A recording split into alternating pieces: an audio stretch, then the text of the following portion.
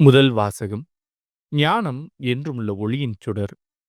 சாலமோனின் ஞான நூலிலிருந்து வாசகம். அதிகாரம் 7 இறைவசனம் 22 முதல் அதிகாரம் 8 இறைவசனம் 1 முடிய.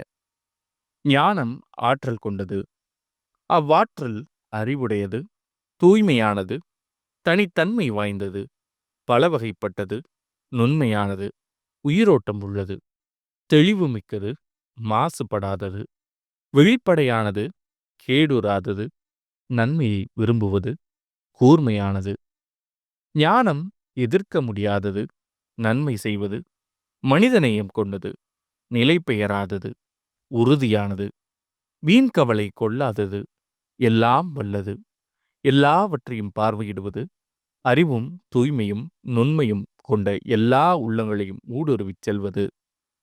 ஞானம் அசைவுகள் எல்லாவற்றையும் விட மிக விரைவானது. அதன் தூய்மையினால் எல்லாவற்றிலும் நிரம்பி நிற்கிறது, எல்லாவற்றையும் ஊடுருவிச் செல்கிறது.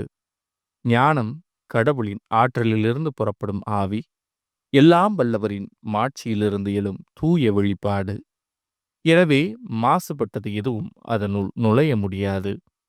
ஞானம் என்றுமுள்ள ஒளியின் சுடர், கடவுளது செயல்திறனின் கரைபடியா கண்ணாடி, அவருடைய நன்மையின் சாயல். ஞானம் ஒன்றே என்றாலும் எல்லாம் செய்யவல்லது, தான் மாறாது, அனைத்தையும் புதுப்பிக்கின்றது, தலைமுறை தோறும் தூய ஆன்மாக்களில் நுழைகிறது, அவர்களை கடவுளின் நண்பர்கள் எனவும் இறைவாக்கினர்கள் எனவும் ஆக்குகிறது.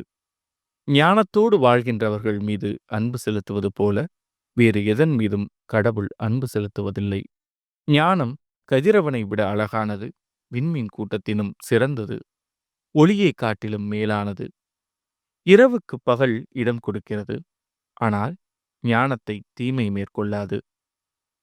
ஞானம் 1,000,000 முதல் மறு கோடி வரை ஆற்றலோடு செல்கிறது, எல்லாவற்றையும் முறையாக ஒழுங்குபடுத்துகிறது. இது ஆண்டவரின் அருள்வாக்கு. இறைவா, உமக்கு நன்றி. பதிலுரை பாடல். ஆண்டவரே, என்றென்றைக்கும் உள்ளது உமது வாக்கு. ஆண்டவரே, என்றென்றைக்கும் உள்ளது உமது வாக்கு. விண்ணுலகைப் போல் அது நிலைத்துள்ளது, தலைமுறை தலைமுறையாய் உள்ளது உமது வாக்கு பெறலாமை. நீர் பூவுலகை உறுதியாய் இருக்கச் செய்தீர், அது நிலை பெற்றுள்ளது. ஆண்டவரே, என்றென்றைக்கும் உள்ளது உமது வாக்கு. ஒழுங்குமுறைகளின்படியே அனைத்தும் இன்று வரை நிலைத்துள்ளன, ஏனெனில் அவை உமக்கு ஊழியம் செய்கின்றன. சொற்களை பற்றிய விளக்கம் ஒளி தருகின்றது, அது பேதைகளுக்கு நுண்ணறிவு ஊட்டுகிறது. ஆண்டவரே, என்றென்றைக்கும் உள்ளது உமது வாக்கு. ஊழியன் மீது உமது முகவொளி வீசச் செய்யும், விதிமுறைகளை எனக்கு கற்பித்தருளும்.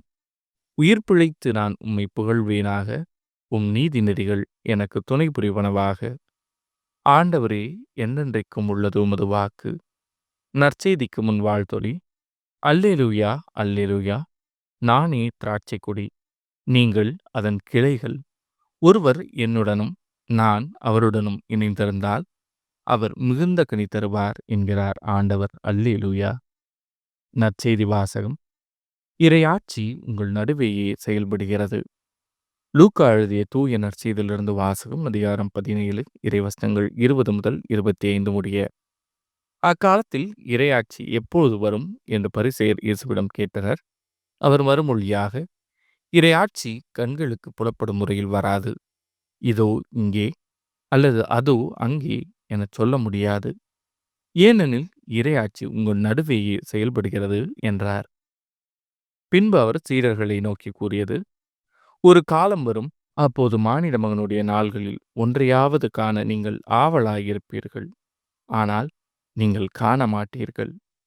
அவர்கள் உங்களிடம், இதோ இங்கே அல்லது அதோ அங்கே என்பார்கள், ஆனால் நீங்கள் போக வேண்டாம், அவர்களை பின்தொடரவும் வேண்டாம்.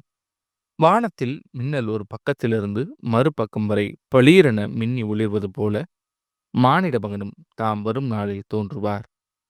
ஆனால் முதலில் அவர் பல துன்பங்கள் பட்டு இந்த தலைமுறையினரால் உதறி தள்ளப்பட வேண்டும். இது ஆண்டவரின் அருள்வாக்கு.